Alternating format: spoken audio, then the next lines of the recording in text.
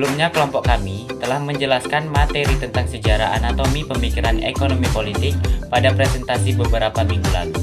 Sekarang, kami akan menjelaskan implementasi dari sejarah anatomi pemikiran ekonomi politik yang dimana terdapat 7 tahapan sejarah di dalam anatomi pemikiran ekonomi politik, yaitu ekonomi politik praklasik, ekonomi politik merkantilisme, ekonomi politik fisiokratis, ekonomi politik klasik baru, ekonomi politik marxisme, ekonomi politik keynesian. Selanjutnya ada implementasi dari ekonomi politik praklasik. Yang pertama ada merkantilisme. Negara-negara Eropa seperti Inggris, Prancis, dan Spanyol menerapkan kebijakan merkantilisme untuk meningkatkan kekayaan nasional. Contohnya The Navigation Age di Inggris yang membatasi perdagangan dengan negara lain untuk memastikan bahwa perdagangan lebih banyak menguntungkan Inggris. Yang kedua ada fisiokrasi. Teori ini diimplementasikan terutama di Prancis. Fisiokrat menekankan pentingnya pertanian dan lahan sebagai sumber utama kekayaan. Contohnya Tableau Économique oleh Francois Quesnay yang menggambarkan aliran kekayaan dalam ekonomi pertanian dan mempengaruhi kebijakan agraria di Prancis. Yang ketiga ada pemikiran ekonomi skolastik.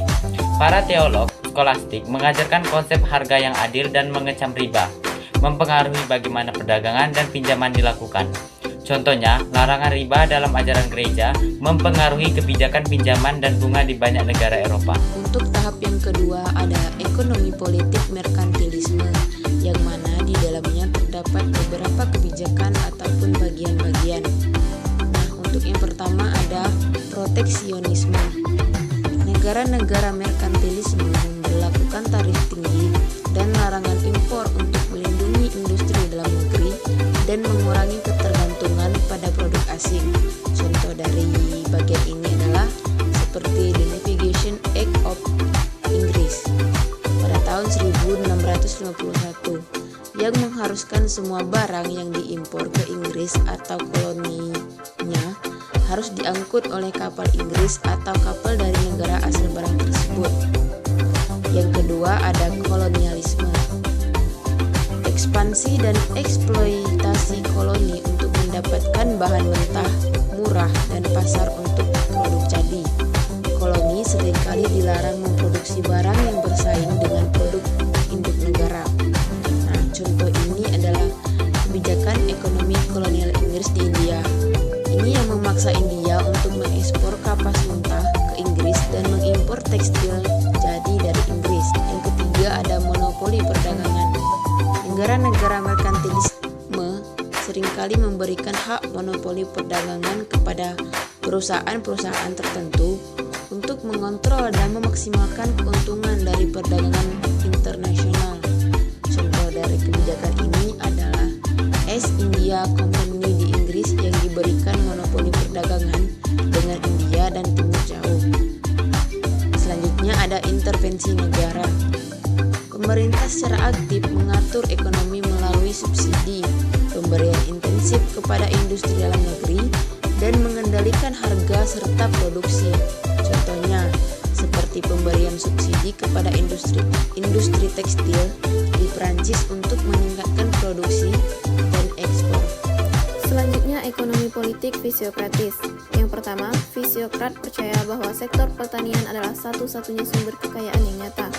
Mereka mendorong pemerintah untuk memberikan perhatian dan dukungan khusus kepada sektor pertanian. Contohnya, di Prancis, pemerintah memberikan insentif dan perlindungan kepada petani, serta mempromosikan teknik pertanian yang lebih efisien untuk meningkatkan produktivitas lahan. Yang kedua, fisiokrat menyarankan pengenaan pajak tunggal pada pemilik tanah sebagai sumber pendapatan utama negara. Contoh, seorang fisiokrat terkemuka mengusulkan agar semua pajak dihapus kecuali pajak tanah untuk menyederhanakan sistem perpajakan dan mengurangi beban ekonomi. Yang ketiga, fisiokrat mendukung kebebasan ekonomi dan menentang campur tangan pemerintah yang berlebihan dalam pasar. Contoh, fisiokrat mendasari kebijakan ekonomi yang lebih liberal di beberapa negara Eropa, di mana pemerintah mengurangi campur tangan dalam aktivitas ekonomi dan membiarkan mekanisme pasar bekerja secara alami. Kemudian ekonomi politik klasik. 1. Ekonomi klasik menekankan bahwa pasar bebas, di mana penawaran dan permintaan menentukan harga dan kualitas kualitas barang adalah cara paling efisien untuk mengalokasi sumber daya. Contoh, kebijakan laissez-faire di Inggris pada abad ke-19 yang mengurangi campur tangan pemerintah dalam ekonomi dan membiarkan pasar bekerja secara bebas.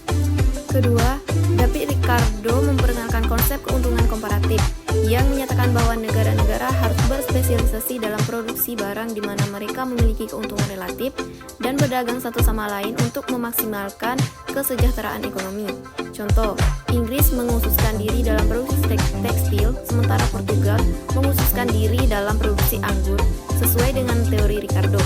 Kemudian yang ketiga, ekonomi klasik seperti Adam Smith dan David Ricardo mengembangkan teori nilai kerja yang menyatakan bahwa nilai suatu barang ditentukan oleh jumlah kerja yang diperlukan untuk memproduksinya. Contoh, analisis biaya produksi dalam industri manufaktur di Inggris yang menggunakan konsep nilai kerja untuk menentukan harga barang. Kemudian ada ekonomi politik klasik baru.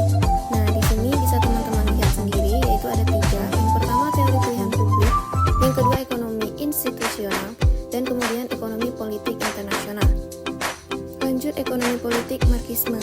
Bisa teman-teman lihat sendiri di sini, di Rusia implementasinya seperti nasionalisasi industri, tanah, dan sumber daya alam, pembentukan ekonomi terencana dengan penekanan pada produksi kolektif, dan distribusi kekayaan yang lebih merata. Kemudian di Mao Zedong, implementasinya kolektivisasi pertanian, nasionalisasi industri, dan kampanye sosial seperti lompatan jauh ke depan dan revolusi kebudayaan untuk menghapus unsur-unsur kapitalisme dan feodal dalam masyarakat. Nah, yang terakhir ada ekonomi politik Keynesian. Bisa teman-teman lihat sendiri sini ada 3, yang dimana The New Deal, yang kedua pasca Perang Dunia II, yang 3 Full Employment Act 1945. Nah, sekian hasil presentasi video dari kelompok kami. Jika ada kesalahan dalam hal pengucapan dan penulisan, kami mohon maaf. Seperti pepatah di bawah ini. Seseorang yang tidak pernah